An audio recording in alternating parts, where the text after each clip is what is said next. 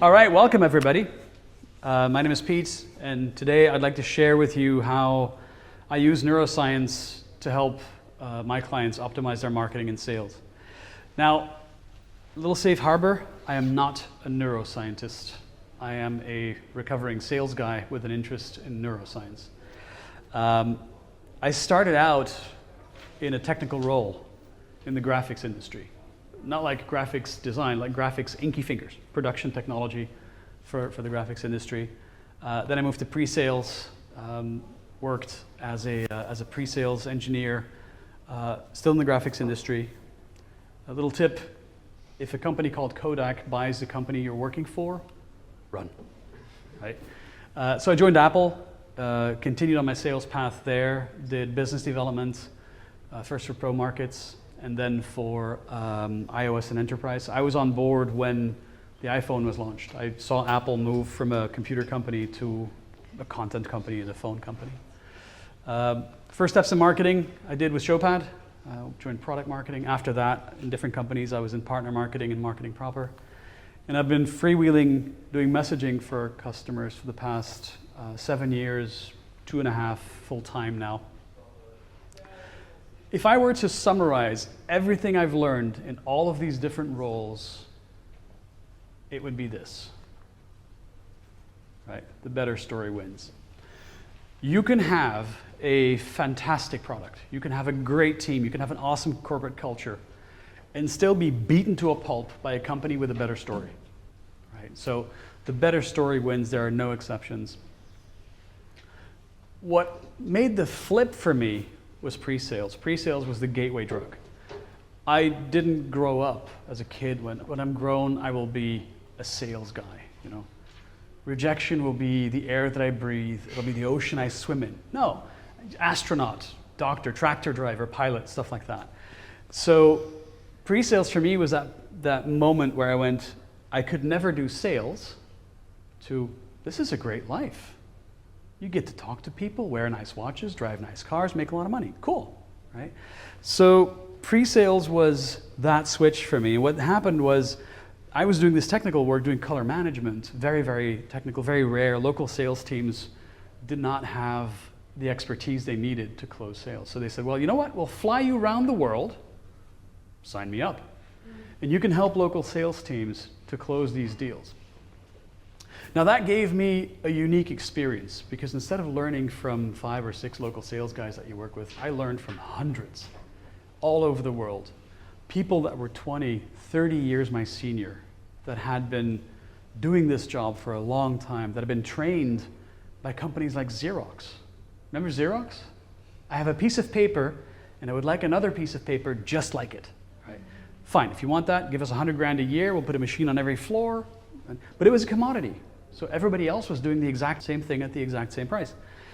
And these people were trained very, very well back in the 80s and 90s. So I got to sit at the table for thousands and thousands and thousands of sales conversations and learn from these guys. And I saw a really strange pattern emerge. And maybe you recognize it.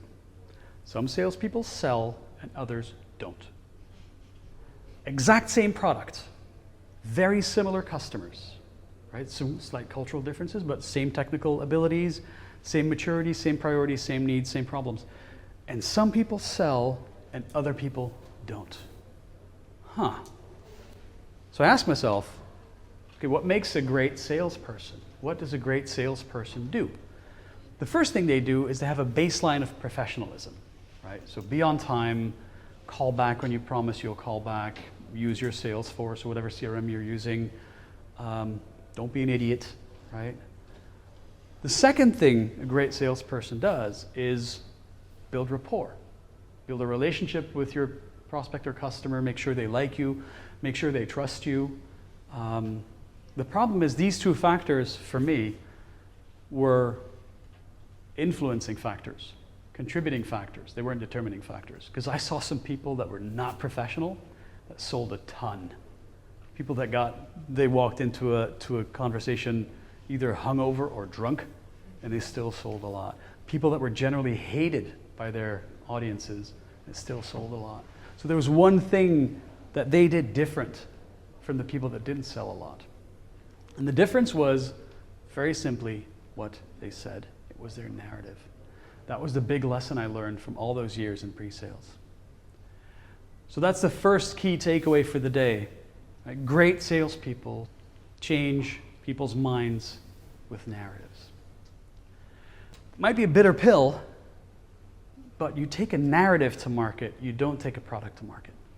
Right? Customers, prospects will make their decision based on what you've said to them throughout the course of the sales process, not based on your product. The first reality check they will get from your product is the day they start using it, the day they get onboarded. So you take a narrative to market. This is sometimes difficult for founders. Like, I have this beautiful baby that I've made, and the market goes, it's leaky, it smells funny, and it's loud, right?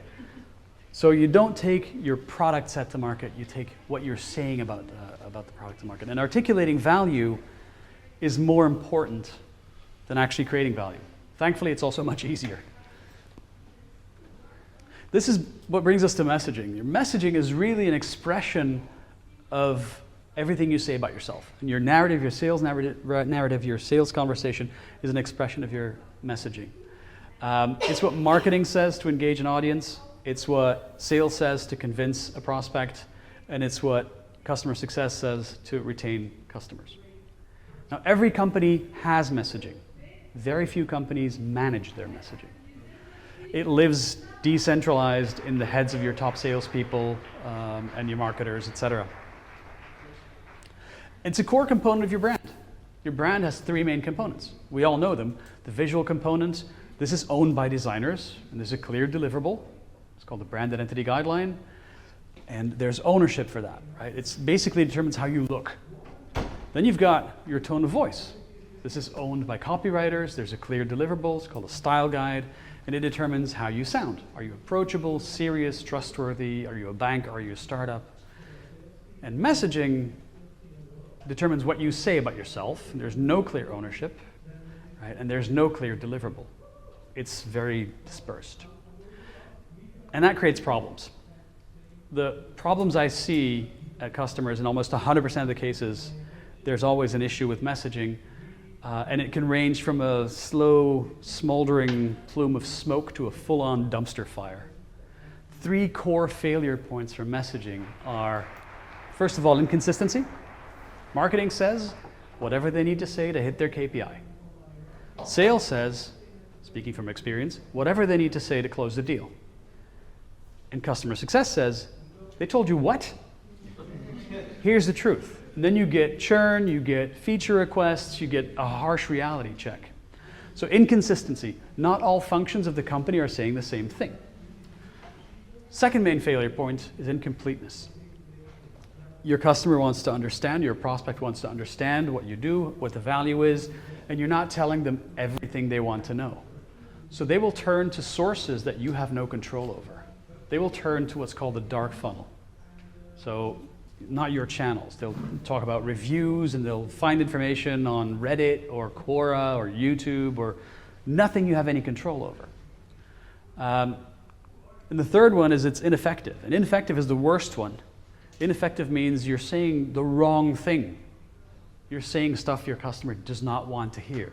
It would have been better if you'd have said nothing, because your constant talking has undermined your sales process. And these are three very typical failure points that you see when it comes to messaging. All right, so how do we fix that? Okay, let's look at what's the common factor when there's a sales process, you're talking to people, you're communicating. It's the brain, right? The brain is core to building better narratives, and it's the one common thing that we always have. Good news is everybody has one. I know you all have a list of a handful of people where there's doubt. I have a list, and sometimes I'm on it, right? So if you see me outside looking forlorn, I'm looking for where I parked my car, right? That kind of stuff. But everybody has a brain, trust me. And the wiring of the brain is largely the same. The structures and the wiring is really the same. It has states governed by neurochemicals called neurotransmitters, and there are predictable patterns of how a brain will react in certain situations. And that has to do with our background. We came from here, right? the brain kept us safe for eons in this kind of environment where a threat was visible on the horizon and there was circuitry that says, okay, something's moving. Can this eat me? Or can I eat it? Or can I mate with it? Right? So these are the three big questions that you have. That circuitry is on board, still used by marketing and advertising today, right? The problem is that society and technology evolved way faster than our brain ever could. And this is just the start. We've been hearing about Gen AI, generative artificial intelligence. This is where we lose the plot, right? This is the point in history where humanity loses the plot. If you go further, the mind is what the brain is doing at any given time, right? So I could put a brain in a jar, it's still a brain. Mind is a bit more challenging. And the mind is exactly what we want to change.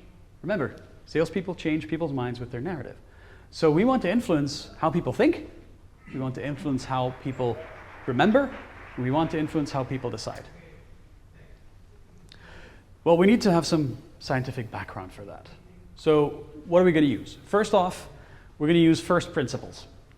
Have you heard of first principles, by show of hands? So first principles is a way of looking at the world that comes from physics. And it's different to thinking by analogy. Oh, this is like this, so this will be also like this. First principles is take it down to all the moving parts, all the contributing factors, analyze those and control those. I learned a lot about that when I was doing color management. Because when they're asking you, why is the Coca-Cola red in Atlanta different to Dubai, you have to start looking at all the factors that have an influence. Temperature, light, humidity, ink, paper, day of the week, position of the moon, you name it, right? You keep looking for when you get to the base principles. There's a really interesting video about this where Elon Musk explains how they use first principles at Tesla to price their batteries, to determine what a battery price should be. And I've got a QR code coming up in the next slide, so get your phones ready. If you hit that QR code and connect with me, I'll send you a link to that video. So first principles, look at the core components of what's happening. Second thing you need is cognitive psychology. I was exposed to that when I was in my tech role because part of my job was training other people. And we had a fantastic T3 program, Train the Trainer, where you learned about the neuroscience and cognitive science, how people basically process information. The third thing we're going to need is behavioral economics. I learned about that when I did my master in economics, and it basically states that humans are rational, utility maximizing decision makers. We are not rational decision makers, right? There's a large part of the decision that happens subconsciously. Learned about that when I certified as a hypnotherapist twice. And then finally, neuroscience is where you end up when you combine all of that and you start reading a lot of the research. This is the QR code for the video, so I'll move over. If it doesn't scan correctly, come see me afterwards. You can just drop me a line on LinkedIn and I'll send it to you. So once you combine all of that science and you start using that to manipulate how people make decisions and how they process information, you can start having a lot of fun. Now, it's not the first time this has been done, right? Who's the gentleman on the left? Freud. Sigmund Freud, absolutely. Nobody knows who the gentleman on the right is, right? Guy's called Edward Bernays, nephew of Sigmund Freud. And every summer he'd go to Austria and go for long walks with his uncle and learn about the latest insights of the original, psychoanalysis, right? The forefathers of psychology. And he would go back to New York where he lived and apply that to advertising. And this guy was the highest paid consultant in New York for decades, right? He basically took all the stuff that he learned from his uncle and applied it to advertising. These are the days of Madison Avenue, right? The madmen. These were the first people that would work with Bernays and people that had worked with Freud and worked with Jung to put those scientific principles in the first ads. Ironically, I know of two nicknames I had when I was working. One of them was Don Draper. I hope not for the character flaws, but more for the messaging. But when I was at Apple, I noticed, as I was studying this stuff, I saw patterns, and we must have neuroscientists on staff. The structure of the presentations, the timing of the presentations, the duration, it just made sense. I don't have any proof for this, but I have a strong suspicion that Apple has neuroscientists on staff. But this can get really expensive, right? You putting people in scanners is really expensive, doing all the research is expensive. More recently, there's been a lot of research done on the typical instincts and heuristics and biases. Now, instincts are pre-programmed behaviors that can be very complex that we do. An instinct is, I'm touching something hot and I retract, or I'm scared and I freeze. There is ambiguity and I won't make a decision, something we need to be aware of. A heuristic is like a mental shortcut. Instead of your brain having to navigate the whole maze, it goes, well, this looks familiar to another maze, I'll just jump to a conclusion, right? To save energy. Your brain will conserve energy because it's the largest energy user in your body. And finally, biases aren't shortcuts, biases are short circuits. Biases are just, you're flat wrong, you're making the wrong decisions for the wrong reasons. It's just wiring in your brain that wants to keep you safe. These circuits are sometimes very good, they're sometimes very bad, but you can use all of them. There's a lot of them. A lot of this is based on the work of a guy called Kahneman and derived the Cialdini with his influence books. But if I'm in sales, I don't feel like learning all of this stuff. I'm on commission. I've got stuff to do and people to see and commission to make. So I want something that is faster.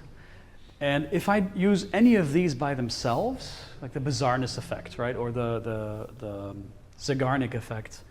Zeigarnik effect is open loop messaging. If you start a story, you don't finish it, you attract attention, you retain attention. Like cliffhangers. Why is a series so successful? Because they don't finish the story and they want you to continue in the next episode. But each of those by themselves has about the same effect as a firecracker. It's like poof, yeah, great. Doesn't change anything, right? It's not life-changing. Nobody's life has ever been changed by a firecracker unless they were holding it when it went off. So these things are good by themselves, but you need a system. You need something that you can use today in sales to use neuroscience to change people's minds. And I don't want to be a nuclear physicist to switch on a light bulb. Right? You want a shortcut for that. So I built a system called 5 Intents. And 5 Intents is a way for you to do all the work without having the background and all the research and all the years of experience in sales. It's just a system I use for my clients. It's not published at this point, so you won't find this anywhere. And it's based on 2 premises. The first premise is your audience has informational needs throughout the buying process. These needs are predictable. We know what they want to know and just about when they want to know it.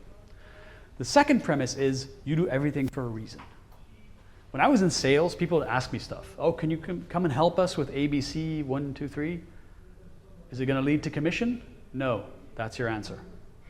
Right? I'm very focused on commission because it was like anywhere between 15 and 60% of my paycheck. So you do things for a reason.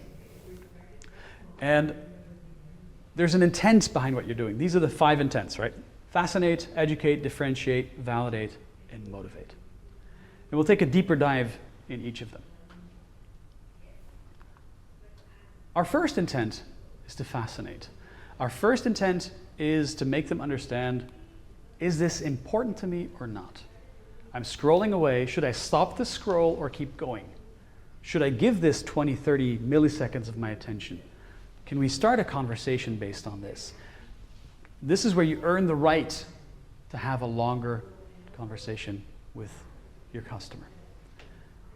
We all know this guy, right? Start with why, Simon Sinek. Great respect for the guy and his methods. Really good for things like mission and vision and priorities. He mentions in his talk, the 17-minute talk, which is all you need to understand everything about. Great idea, reproduces easily. In that talk, he mentions that Apple uses it. Apple does not use it. We had one question at Apple, not why. It was how many. That was our main question. So I think it's an anecdote, but we didn't use that in any strategic form. And I've never seen this actually work very well in marketing communication. It's very good at building strategy and setting priorities. But if you use start with why, there's a guy in the background going, frankly, my dear, I don't give a damn, right? Because what you're doing when you're starting with start with why, and a lot of people do this, in most projects, there's always somebody says, oh, we have to start with why. And that they take the first 5 to 10 slides and talk about themselves. That's not sales, that's a bad first date, right? You're talking about yourself all the time, And the customer's sitting there waiting like, okay, when is he going to talk about my problems, my issues, my priorities? So I always say, in the beginning, don't talk about yourself. Talk about why they should care. Talk about their context, right? Talk about what's going on in their life. Show that you understand what they're going through. Ask them questions and make sure that they understand why this is relevant to them, why they should be looking. Because sometimes you're selling a nice-to-have product, right? Okay, so we have to talk about their pains, right? That's easy. It's very one-sided as well. Pains is not the only way to attract attention and be relevant. Do you think Porsche sells a lot of cars to people that are usually late? Right? What would pain-based marketing be for Porsche? You don't get late enough, right? This is not a real Porsche ad, of course, right? This is from a movie in 1990 where they take one guy and they put him in an insane asylum, and all the other insane people and the advertising guy that got committed form a new agency, and they have like these brutally honest ads, right? Volvo, they're boxy, but they're good. It's a little small to get laid in, but you get laid when you get out. This is not a real one. This one is. Right? This is Joe's Porsche in 1980. I'm not kidding. This is Joe's Porsche in 1989. You could just hear the Stuttgart face palms when this aired, right? This is a dealership doing its thing, and it kind of captures the zeitgeist of a 1989 era, like the yuppie kind of Thatcherism, right? But what does fascinate for Porsche, and this is an official one from 1969, remember, Madison Avenue, Mad Men, right? These guys knew what they were doing. What you're buying from Porsche is an identity. I can buy faster cars, I can buy cheaper cars. What you're buying is, you're standing out from the crowd, you're buying status. So pain-based marketing is a bit one-sided. All right, let's look at personas then. Personas must be the answer. Well, not always. I'll give you some time to absorb this. Persona-based marketing has gotten out of control because they're going, oh yes, this person has a mustache, drives a whatever car they're driving, a lot of demographic stuff. I always say, the only personas I want to see is things I can select on LinkedIn. Like which company are they in, which size of company are they in, what role are they in, and maybe how long have they been in that role. Because the shorter they've been in an executive role, the less risk averse they are, and the more likely they are to start a big project because they want to show impact. If you're talking to people at a management level that have been in the same job for 5, 6, 10 years, it's not about changing stuff anymore. It's about maintaining the status quo and showing that they have everything under control. So tenure for me is a really good predictor of movement. What I do like to use is what I call triggering maps. Now triggering maps are where you go, these are my personas, and there's a handful. I try to limit them to 5 maximum. And let's see what triggers these people. First, what are their core priorities? What are they working on today? Okay. Second, is there information I have that they need because I know this better? If you're buying an ERP system, you're doing that, what, 3, 4 times in your career? For us, this is Thursday. We do this every week. We know how this works. Every mistake you are potentially going to make, we've seen other people make it and can prevent it from making things. So information asymmetry. Right? What are their pains? What are their gains? What risks are they exposed to? Can we improve their status in the organization? Can we improve their certainty and predictability of the world? Can we improve their autonomy, their relationships with others, including peers and management? Can we increase their sense of fairness? The list goes on and on. And you know you strike gold when there's one that is the same for all personas. That's really cool, because then you're going to be able to target a whole companies. So making sure that we understand what is relevant to our different personas, and this goes way beyond pain, is very important. The next intent is to educate. So we fascinated, we attract attention. Educate is where we explain what we do. Now we have their interest. Their informational need is to understand what is it. This is why you use things like categories. This is categories we use, and it will trigger a bunch of assumptions and other stuff. What we want to explain very well is what it's going to do for them and how it's going to work. The first main thing is keep it simple. For God's sake, keep it simple. The brain does not like to burn calories, and if you're requiring mental work from the customer to understand what you do, very, very simple terms, it's going to be really challenging. I had a client who had a really interesting product, and he was explaining it to me, and I was like, I don't care. Explaining it again, I don't care. I think you don't understand. I know, and you're paying me. What chance do you think you have on the open market with people that don't care, right? So it has to be very, very easy to understand, and it has to be layered. Your offering probably means different things to different people, to different layers in the organization. The concerns at Basecamp are not the same concerns on the flight, and they're not the same concerns at the top. They're completely different.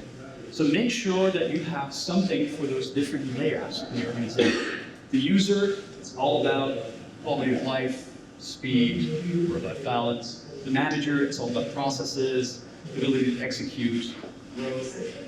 C-level, it's all about KPIs, reporting, annual reports. I call that Spice Girls work. Doing Spice Girls, 1990s, right? What was really cool here is that the fans of the Spice Girls always have one favorite. And your content, your sharing in an organization should be the same. There should be something for every type of persona in the organization, so that they go, oh, there's a part here for me. There's a video of Christopher Engman who speaks at 5. He talks about Stefan in the basement. You talk to C-level with operational stuff, they go, that's not my thing. Stefan's in the basement, he's your man.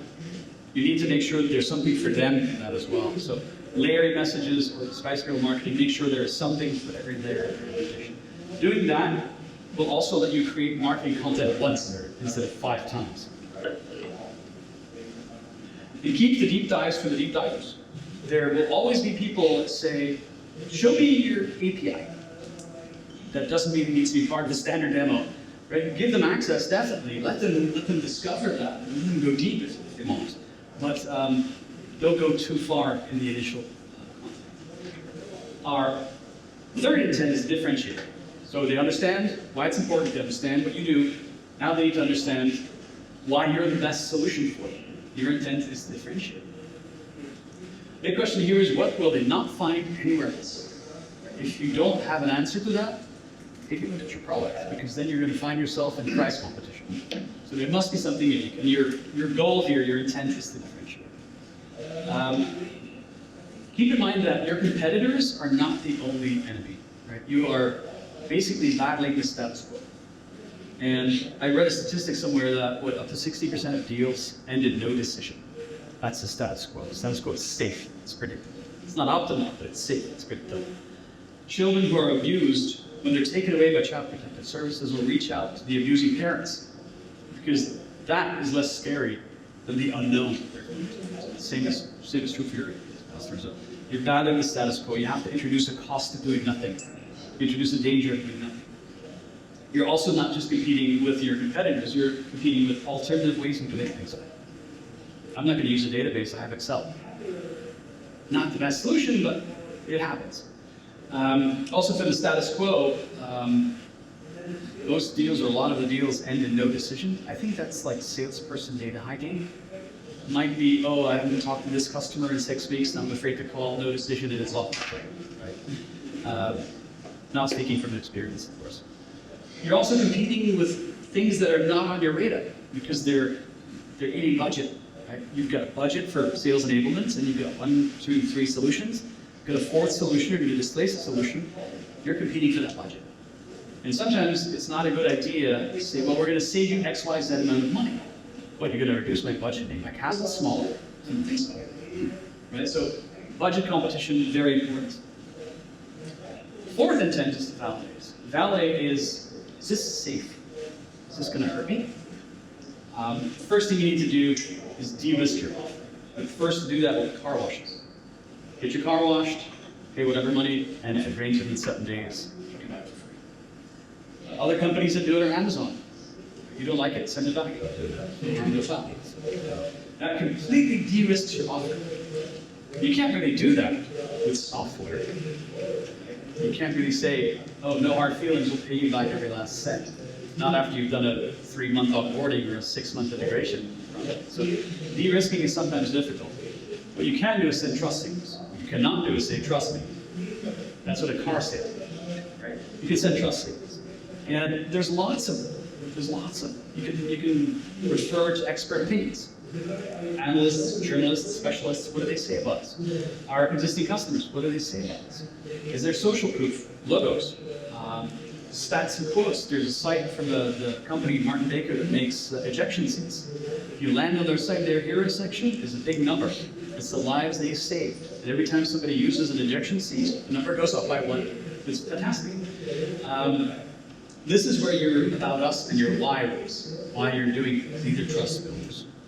The fifth intent is motivate. So motivate is where we inspire action. Right? This is where we want to motivate people into action, and their information lead is why should we do it now.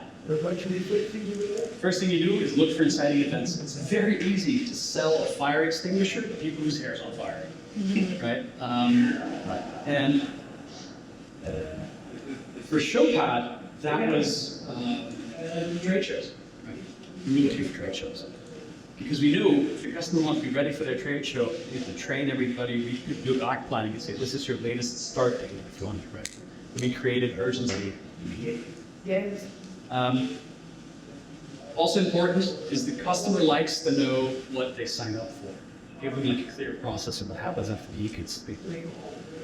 How long is it going to take? Who's going to be involved? What are you going to do? What are we going to do? What's the timeline? Very clear plan of action for them to sign off. Ambiguity kills velocity.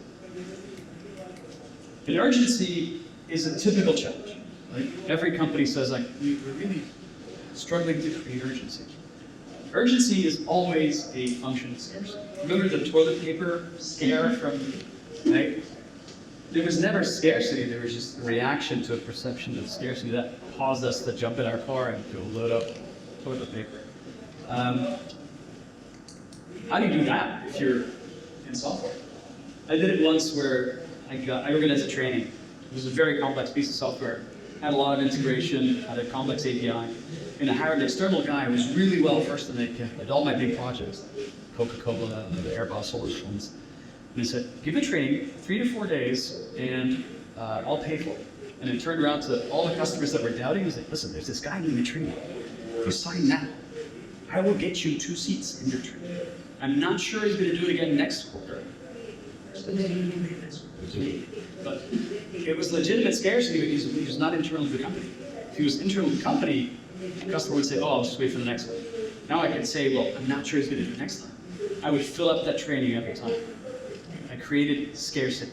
If you don't act now, you can miss out on that training. And our goal with urgency is to make them say, how about now? Instead of us saying. At Showpad, we had a deal once where offer was out, deadline was out, and discount was given up to that time. And the customer had to respond, and sales were chasing him all the time. Customer didn't sign. Deadline lapsed. And then the customer went back, I'm ready to sign now at that price. And it fucked us. So they realized it was not legitimate scarcity. Constructed scarcity. Once you've gone through that exercise, you've got a whole map of things to say to fascinate, to educate, to differentiate. That's your messaging framework. That's your basis for all your communication. You can start building websites on that. You can start building sales conversations, sales decks, onboarding, customer-facing, press-facing. It's all in the same canvas. What's important to know here is that this is not linear. Right? It's not like first you do this, and you're finishing that, you do that. If you go to Germany, right? Enterprise customer in Germany, they're likely to say, okay, give me a list of 3 other companies of my size that you work with in Germany.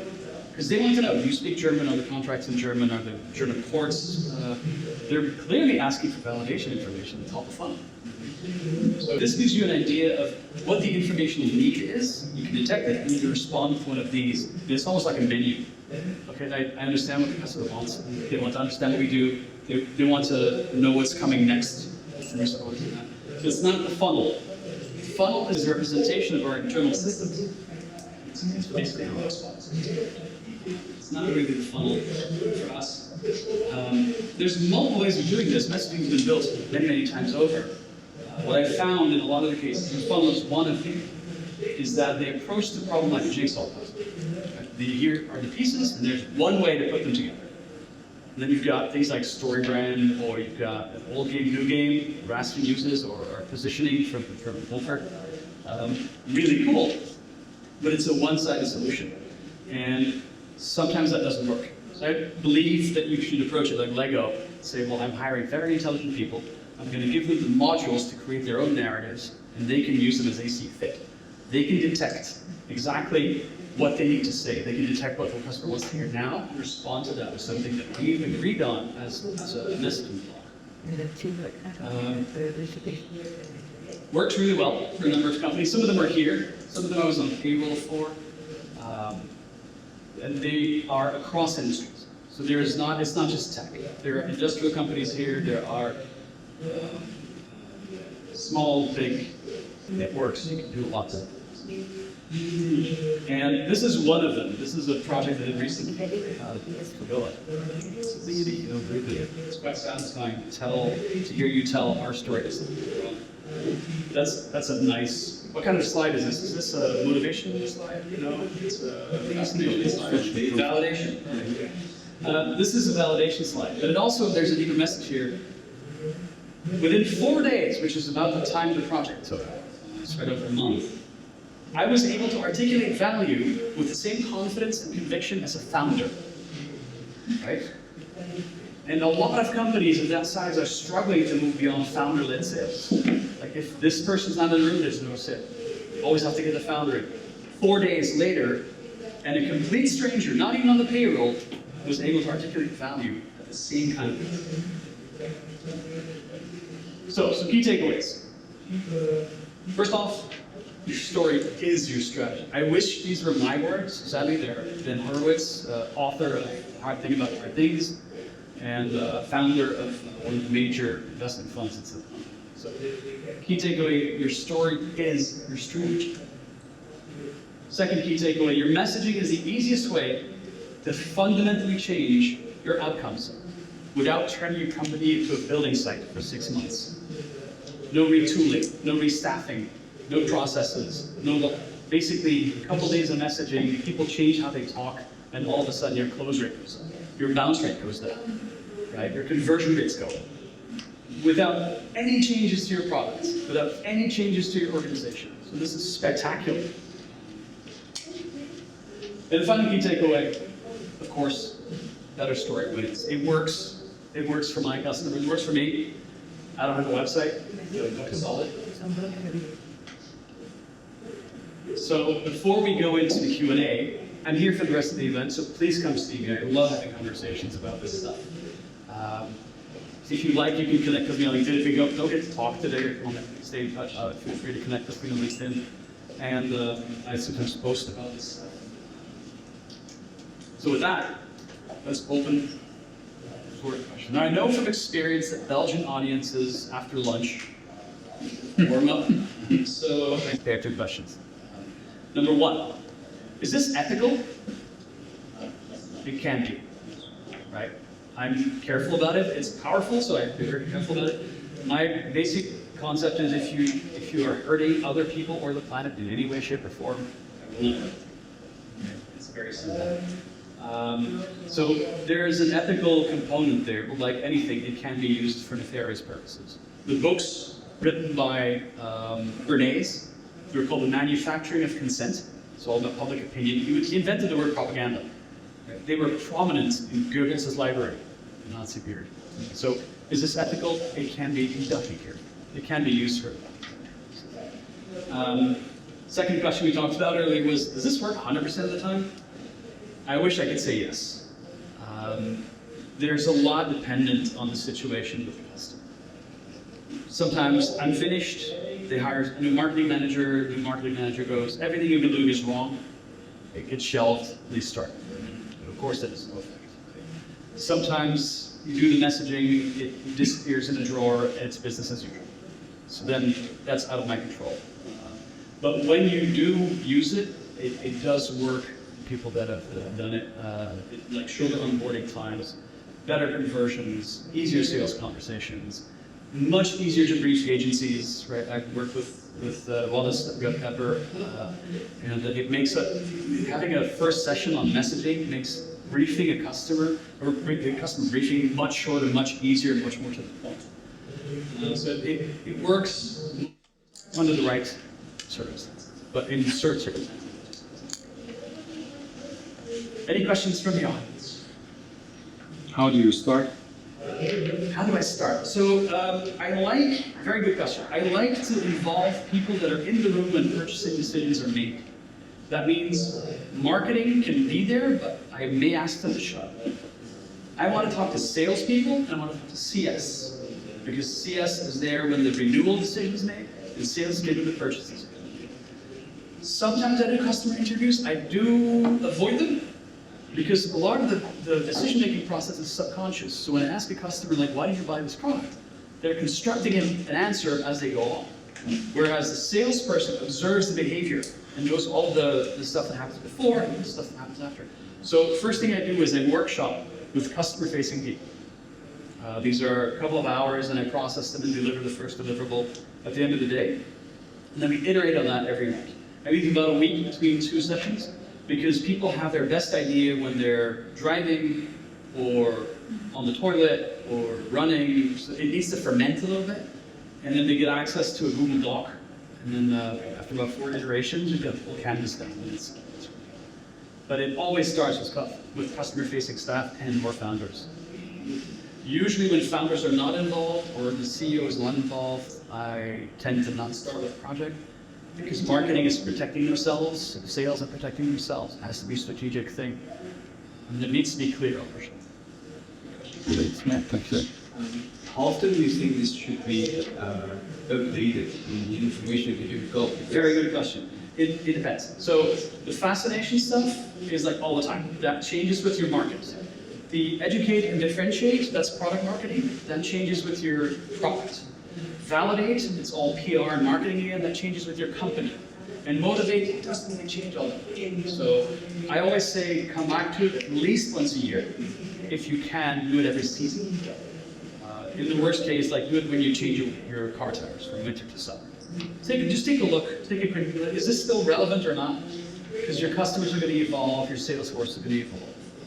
It's a moving target. It's never really done. You can't work on it all the time. You also have to give it some time to have its effect. 3 months is a bit short. 6 months is like the sweet spot. A year for me is a bit.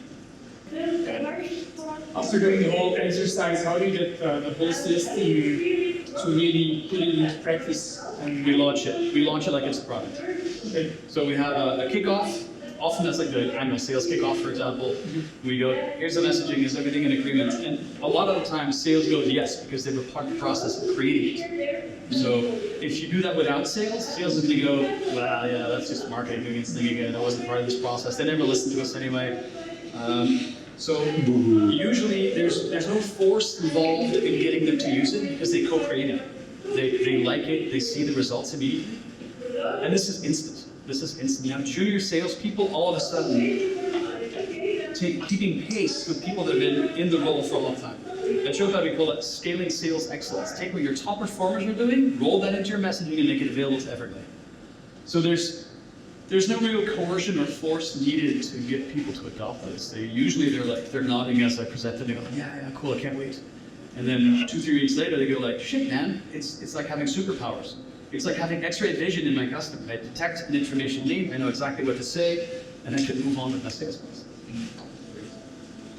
So, if I understand right, how deep do you have to go with the change to make it effective? For example, a lot of what you said, borderlines, branding as well.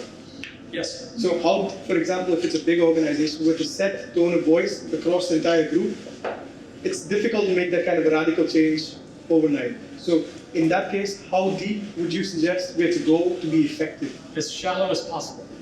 So your messaging needs to coexist with your visual and your voice. You do not have to change your visual and or your voice to change your messaging. Sometimes your messaging will make you rethink certain things about your voice. It'll make you rethink certain things about your visual. But it's not like, okay, let's reset all the counters to 0 and start from scratch. The goal of this is to have a very quick, low impact on the organization and high result project that takes you under 30 days to see results. So you don't have to go very deep to have a really big. The kickoff, you work in team, and afterwards you stay in team, or you work individual? Sometimes it depends on the culture. You kind of sense that, you know. Is there enough team for us to work? Are there introverts that are being, over rolled over by sales that is constantly talking? So sometimes I'll have one-on-ones. It really depends. I think that's all we have time for. Thanks a lot.